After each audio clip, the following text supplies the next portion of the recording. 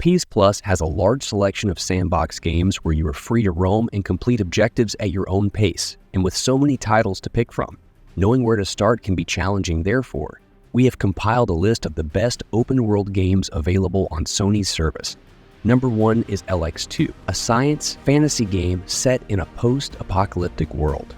The 2022 game is similar to Piranha's earlier releases, with a heavy focus on factions which may come across as dated, yet it still has its charm compared to its predecessor. The second game has an inferior storyline but compensates with more interesting exploration, as the world still feels fresh. Additionally, it shows improvements in pacing and combat. While LX2 may not be a masterpiece, it remains an impressive open-world game with plenty of content to explore and discover. Number 2 is Dynasty Warriors 9, an action game set in the historical Three Kingdoms period of China. It was released in 2018 and takes a bold new approach to the long-running series by offering an open-world experience compared to its predecessors. Dynasty Warriors 9 boasts a vast open world map that allows players to freely explore ancient China. The combat system has also undergone significant changes, adopting a more tactical and combo-driven approach.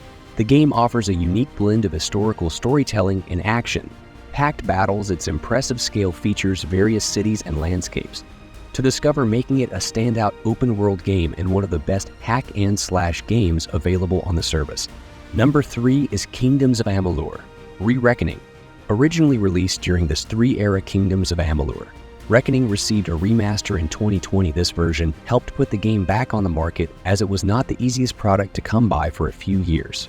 Kingdoms of Amalur is a relatively straightforward fantasy RPG, and its story should not hold too many surprises for veterans of the genre. However, the game's world is refreshingly colorful and vibrant, helping to set it apart from some of its contemporaries. While somewhat dated in this day and age, Kingdoms of Amalur's gameplay is nevertheless a great deal of fun, taking a few hints from hack-and-slash titles. The combat system is fluid, fast-paced, and explosive. Number 4 is Just Cause 4. Just Cause 4 offers mindless entertainment as the ultimate super spy spends hours blowing up most of an island to free its people from the sinister Black Hand. Although not particularly deep, the gameplay is fun for what it is. However, this release is generally regarded as a step back from the previous entries in the franchise. Consequently, fans of the second and third Just Cause games might find the 2018 sequel disappointing. Nevertheless, this game is still one of the better open-world PS Plus games, especially for someone who just wants to make the world burn. Number 5 is Jake 3.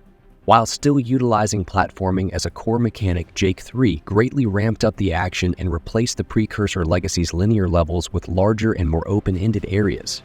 Jake 3 really emphasizes its free roaming element, encouraging players to explore its 2 cities and wasteland as much as possible. Compared to its predecessors, Jake 3 can come across as unfocused and disjointed. However, it is still one of the best action-adventure games on the PS5. As far as its open world is considered, Jake 3's map is not nearly as expansive or diverse as some of its high-profile contemporaries. That said, the core gameplay is strong enough to keep things interesting for its short campaign.